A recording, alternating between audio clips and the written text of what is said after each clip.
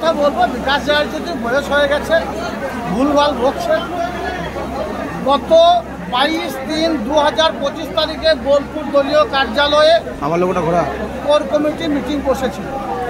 সেই core committee মিটিংয়ে সিদ্ধান্ত নেওয়া হয়েছিল যে 19/4/2025 সিউড়ি দলীয় কার্যালয়ে কোর কমিটি মিটিং বসছে। কোর কমিটির আহ্বায়ক তৈরি করেছেন স্বয়ং জননেত্রী মমতা বন্দ্যোপাধ্যায়। কোর কমিটির আমাদেরকে সদস্য বানিয়েছেন স্বয়ং জননেত্রী মমতা বন্দ্যোপাধ্যায়।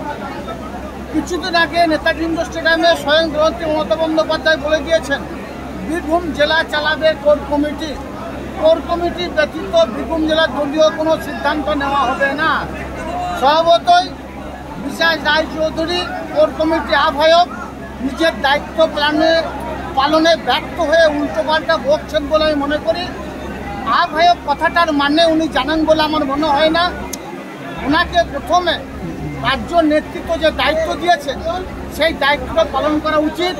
উনি তার ঘাড়ে ফেলে দিলে হবে না।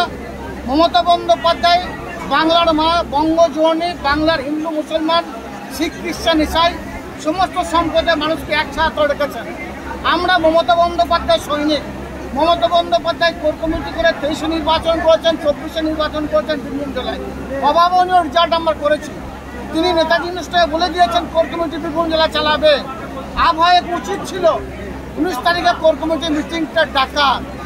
তিনি ব্যর্থ হয়েছেন, সেটাকে স্বীকার করে নেওয়া উচিত। এদিকে সেদিকে না হটে তার নামে দায় না চাপিয়ে মমতা বন্দ্যোপাধ্যায় আমাদের নেত্রী, অভিষেক বন্দ্যোপাধ্যায় আমাদের নেতা, আর দ্বিতীয় কোনো নেতা নেত্রীর পারমিশন নেওয়া প্রয়োজন আছে বলে আমি মনে করি না বীরভূম জেলা কোর কমিটির সদস্য হিসাবে। তাই কোর কমিটি মিটিং ডাকা উচিত।